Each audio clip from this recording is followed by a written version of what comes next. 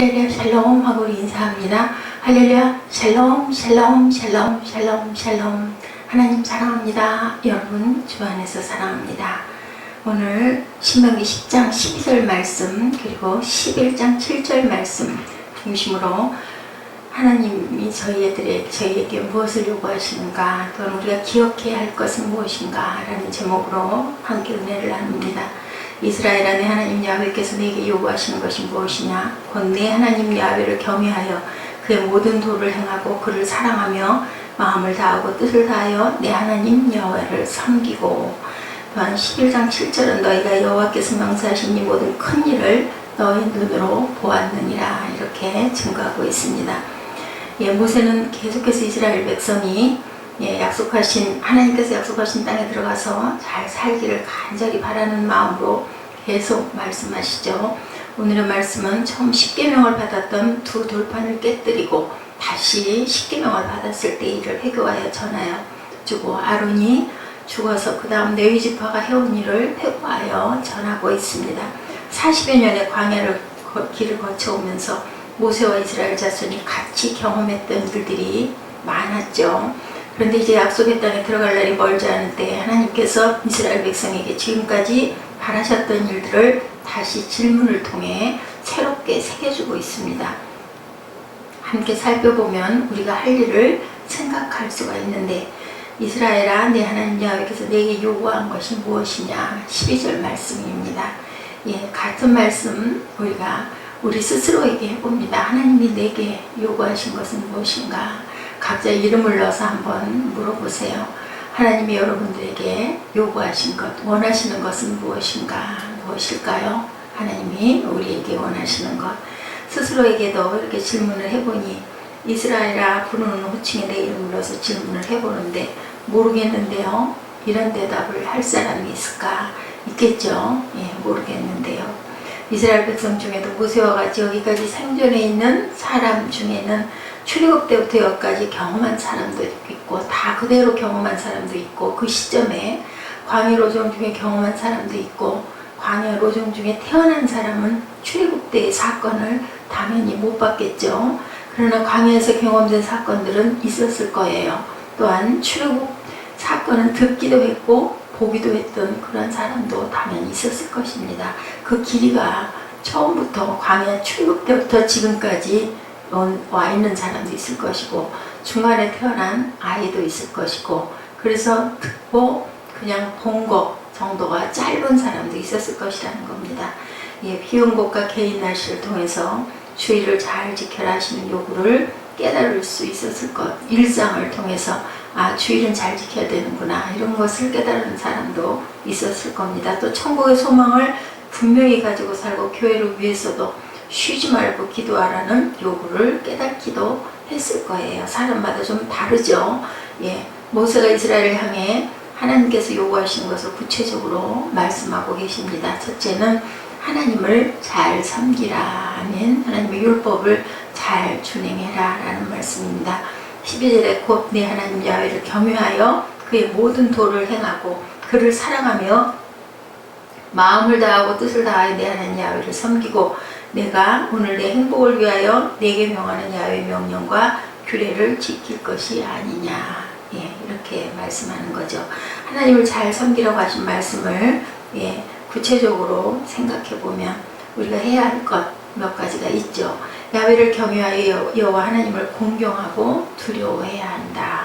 하나님의 위엄을 찬양하고 하나님의 능력을 경외심을 가지고 진노를 두려워해야 한다는 것. 또 부모의 징계나 꾸지람을 겁을 낼 줄도 알아야 된다는 것. 우리가 해단을 치거나 나무를 하거나 타이를 때 아이가 그것을 좀 진중하게 명심하면 좋겠는데, 그것을 그냥 장난처럼, 아니면 듣는 둥 마는 둥, 아니면 딴청을 하면서 생각이 딴 데가 있으면서 앉아만 있는 그런 모습 보면 우리 마음이, 여러분들 좋으세요? 저는 참 안 좋고 속이 상하더라고요. 하나님도 마찬가지 아니실까? 그리고 또한 하나님을 사랑해야 한다. 부모를 사랑한다면 부모님 말씀을 경외하는 마음으로, 존경하는 마음으로 들을 줄 알아야 된다는 거죠. 하나님이 계심을 기뻐하고 우리 편 되시기를, 내 편 되어 주시기를 바라고 그분을 생각함으로 기뻐하고 그분과 사귐의 기쁨을 가져라. 부모를 공경하는 사람들은 어른이 되어서도 부모님 앞에 그냥 펄썩 앉지 않더라고요. 보면 굉장히 조심스럽게 단정하게 앉는 모습을 우리가 봅니다. 예, 이렇게 경외하는 마음을 가져라. 옷차림도 좀 단정하게 하고 말씀을 하실 때도 정중하게 들을 줄 알고 공손한 자세를 가져라. 마음과 뜻을 다하여 또한 섬겨야 된다. 하나님 섬김의 마음을 다하느냐 뜻을 다하느냐, 네, 스스로 본인 스스로도 알 수가 있습니다. 내가 정말 예배도 정말 내가 정성을 다하여 예배를 드리고 있는지, 진정한 마음으로 또한 영에 하나님의 말씀에 귀를 기울이는 그런 모습으로 그런 태도로 대하고 있는지 스스로도 주변에서 봐도 알 수가 있다는 거죠. 하나님을 사랑하고 또한 뜻을 다하고 정성을 다하고 그렇게 섬겨야 된다. 네 하나님 야훼를 경외하여 그를 섬기며 20절이죠. 그에게 의지하고 그의 이름으로 맹세하라. 하나님을 또한 의지하라는 말씀을 하고 계십니다. 도움이 필요할 때 도울 힘이 없는 우상을 의지하지 말고, 자기 일도 어떻게 할 수 없는 인생도 의지하지 말고 전지전능하고 무세부자하시고 전능하신 하나님을 의지해라. 눈에 보이는 것들을 의지하지 말고 보이지 않는 하나님을 가까이 하고 믿으라는 거죠. 믿음이 없이는 하나님을 기쁘시게 할 수가 없습니다. 우리가 하나님을 믿을 때, 우리가 부모를 믿을 때, 우리가 선생님을 믿을 때, 그 믿음을 갖고 있는 그러한 그 후배나 아이들에게 우리가 책임의식을 느끼게 되죠. 어떻게든지 이거는 해결할 수 있게 해줘야 되겠다. 이런 마음의 결단을 더욱더 하게 됩니다. 하나님을 선택했으면, 하나님의 선택을 받았으면 성실히 그리고 열심히 그와 함께 살고 절대로 그를 버리거나 그를 외면해서는 안 된다. 그를 배반해서는 안 된다. 그의 이름으로 맹세하라 하십니다. 또한 어떤 피조물로나 거짓 신으로 어떤 일을 서약하거나 맹세하지 말고 하나님의 이름으로 맹세할 줄 알아야 된다. 우리가 하나님께 요구하시는 일을 한다면 하나님을 경외하고 모든 도를 행하고 그를 사랑하고 마음과 뜻을 다하여 하나님을 섬기고 하나님의 명령과 규례를 지키며 하나님을 의지하며 하나님의 이름을 높이는 일을 열심히 해라. 하나님께서 요구하시는 둘째는 이웃에 대해서 말씀하죠. 18절에 고아와 과부를 위하여 정의를 행하시며 나그네를 사랑하며 그에게 떡과 옷을 주시나니 너희는 나그네를 사랑하기 전에 너희도 애굽 땅에서 나그네 되었음을 기억하라는 겁니다. 예수님이 오셔서 말씀하시는 딱 그 두 가지 말씀 집약하면 하나님을 사랑하라, 내 이웃을 사랑하라. 그 말씀이죠. 이스라엘 백성을 특별히 구별하여 선택하기도 하셨지만 다른 모든 사람도 사랑하고 계신다는 것을 깨우쳐 주시기도 하고 계십니다. 그들에 대한 관심도 가져라. 고아나 과부, 가장 약한 사람들, 나그네는 당시에도 현재에도 소외되고 힘없는 약자들을 얘기하고 있습니다. 가난하고 힘이 없고 소외된 자에 대해서 관심을 가지고 돌보고 사랑을 나누는 일을 해라. 나그네를 사랑해야 한다면 형제는 너무나 말할 것도 없죠. 가족은 나그네보다 가깝지 않습니까? 그렇기 때문에 우리는 말할 필요가 없다. 하나님께서 주신 성품을 가진 하나님의 백성은 세상의 모든 사람을 사랑할 수 있어야 한다. 우리는 사랑보다 뭘 많이 해요? 저 틀렸어, 저 잘못됐어, 못됐어. 항상 그런 마음을 갖게 됩니다. 기회 있는 대로 모든 사람에게 선을 행하고 덕을 끼쳐라. 왜 그렇게 해야 하느냐에 대해 두 가지로 얘기하는 거죠. 하나님의 공통 섭리, 너희는 한 혈통으로 되어 있다. 너희는 큰 의미로는 한 가족이라는 거예요. 공통된 혈통으로 되어 있다. 모든 인류에게 호흡을 주시고 생명을 주시고 모든 것을 주셨죠. 하나님께서는 생명 있는 모든 것을 다 직접 지으셨기 때문에 똑같은 자녀입니다. 천하 만물 또한 하나님께서 지으신 작품들이죠. 그렇기 때문에 우리는 소중히 잘 지킬 줄 알아야 된다. 마음의 할례를 행하라.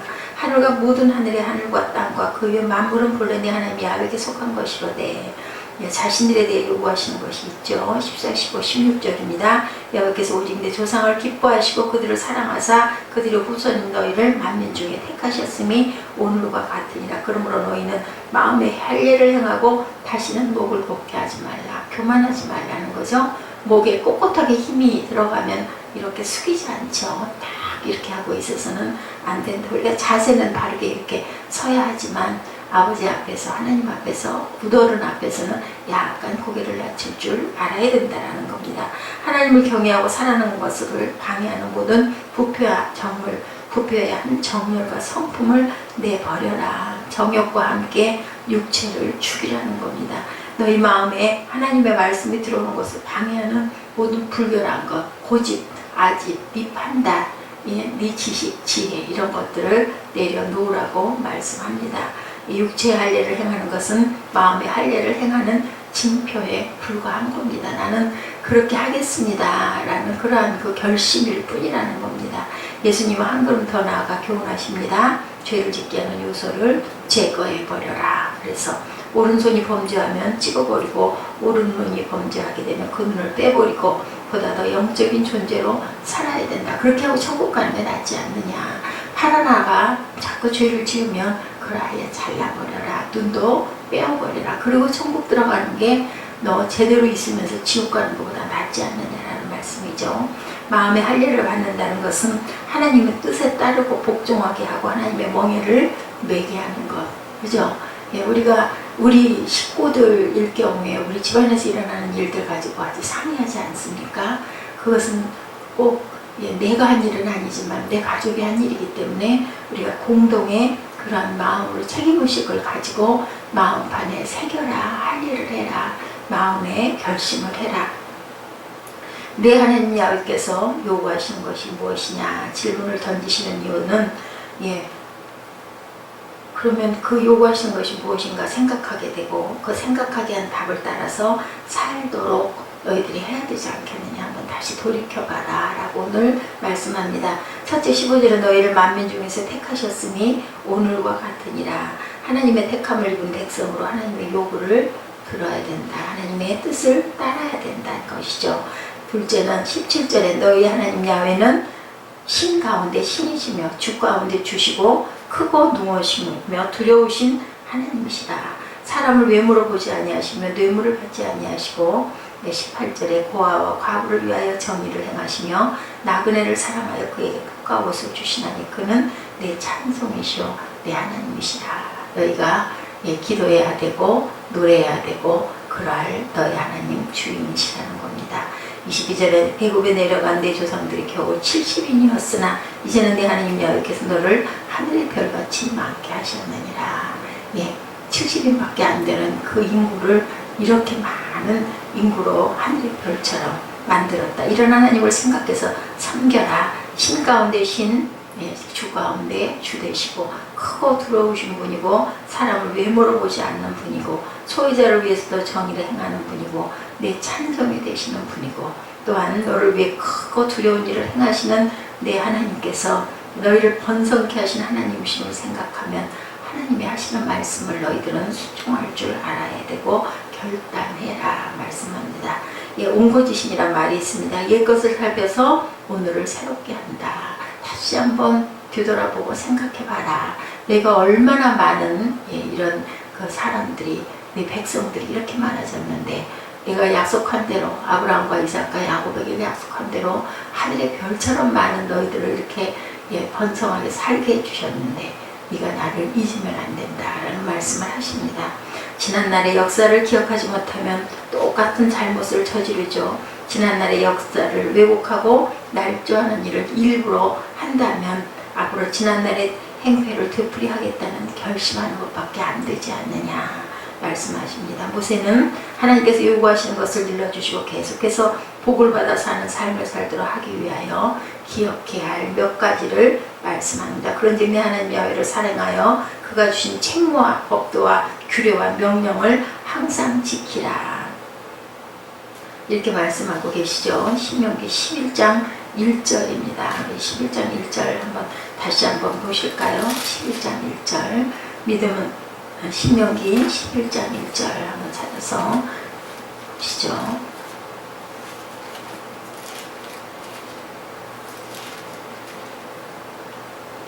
내 하나님 야훼를 사랑하여 그가 주신 책무와 법도와 규례와 명령을 항상 지키라. 이전에 너희의 자녀는 알지도 못하고 보지도 못하였으나 너희가 오늘날 기억할 것은 너희 하나님 여호와의 교훈과 그의 위엄과 그의 강한 손과 표심팔과 애굽에서 그 왕 바로와 그 전국에 행하신 이적과 기사와 야훼께서 애굽 군대와 그 말과 그 병거에 행하신 일 곧 그들이 너희를 뒤쫓을 때 홍해 물로 그들을 덮어 멸하사 오늘까지 이른 것과 너희가 이곳에 이르기까지 광야에서 너희에게 행하신 일과 르벤 자손 엘리압의 아들 다단과 아비람에게 하신 일 곧 땅이 입을 벌려 그들과 그들의 가족과 그들의 장막과 그들을 따르는 온 이스라엘의 한가운데서 모든 것을 삼키게 하신 것 이리라. 너희가 야훼께서 행하신 이 모든 큰 일을 너희 눈으로 보았느니라. 기적도 행하시고 너희를 먹이시고 그리고 잘못된 부분들을 너희들을 나무라시고 오죽하면 땅이 삼키게 하신 그 행하신 모든 일을 내 눈으로 직접 보지 않았느냐. 그걸 기억하라. 이 말씀은 50세 이상 되는 사람들을 향해 주시는 말씀이라 여겨지는 것. 왜냐하면 애굽에서 떠나기 직전의 일을 기억하는 사람들에게 주시는 말씀이기도 합니다. 그러니 너희 자녀는 알지도 보지도 못한 것을 기억해라. 너희는 기억해야 되지 않느냐. 첫째는 야훼 하나님의 교훈과 위엄과 크신 권능을 기억해라. 바로에게 10가지 재앙을 내리신 일 너희들 알지 않느냐 말씀합니다. 둘째는 홍해를 건널 때 어떻게 했느냐. 바닷물을 갈라지게 해주지 않았느냐. 셋째는 광야 여정에서 경험했던 일, 매일 만나를 먹게 해주시고 또한 메추라기를 먹여주시고 구름기둥과 불기둥으로 더울 때, 추울 때, 어두울 때, 깜깜할 때 인도한 나를 기억하라. 셋째는 광야 여정에서 경험했던 그 모든 일들을 너희가 기억하느냐. 넷째는 모세의 지도력에 도전을 하다 다단 아비람의 무리가 땅속에 생매장된 그러한 무서운 사건 너희들 기억하느냐. 이런 말씀을 하고 계십니다. 그러나 시간이 지나면 사람 기억이 희미해지죠. 무서웠던 일 또한 기적을 일으키셨던 모든 일 감사했던 일들을 되돌아봐라. 우리 삶은 어떨까요 여러분들. 우리도 정말 살아오면서 어려운 일 힘든 일 그럴 때마다 다행이야 아이고 감사해 이런 하나님이 주신 귀한 은혜를 너희들 잊어버리면 안 된다라는 말씀을 오늘 하고 계십니다. 우리의 신앙생활도 그렇죠. 하나님께서 요구하시는 것을 잘 들을 수 있는 사람 하나님의 능하신 손길을 경험하고 기억하는 사람들입니다. 우리도 하나님의 도우시는 능력과 함께 그 모든 함께 하신 것들을 기억하고 우리가 여기에 있기까지 어떻게 인도하셨는지를 기억하고 하나님께서 우리에게 주신 은혜를 기억하고 찬양을 통해서 우리와 함께 하신 하나님을 기억하셔서 이제 정말 오늘은 가을입니다. 나오면서 시원하고 우리 교회 들어와서도 서늘한 느낌이 나더라고요. 굉장히 더웠는데 온도가 29도 30도 항상 에어컨을 틀어보면 그랬었는데 오늘은 안 틀어도 될 만큼 기온이 25, 6도로 떨어졌습니다. 이런 모든 조화는 누가 만든 것인가? 그냥 일어나는 일은 아니죠. 하나님께서 이렇게 시원한 계절을 이제 너희들 좀 휴식하렴. 그리고 이제 또한 오곡백화가 무르익는 추석이 다가오는 계절을 어김없이 이렇게 시원한 그런 날씨를 허락해 주신 하나님 은혜. 우리가 눈으로 보지 않습니까? 이 천지 만물의 모든 조화가 그냥 일어나는 일은 결코 없습니다. 무엇을 심어야 그것이 자라서 잎이 나고 꽃이 피고 열매가 맺죠. 이것들을 너희들 기억하고 내가 너희에게 뭐라고 하는지 너 다시 한번 들어볼래. 오늘 아침에 이렇게 말씀합니다. 하나님을 사랑하고 이웃을 사랑하고 그리고 하나님의 나라를 우리가 항상 증거하고 전파하는 하나님의 귀한 빛된 자녀 되시기를 주님의 이름으로 축복합니다. 기도하시겠습니다.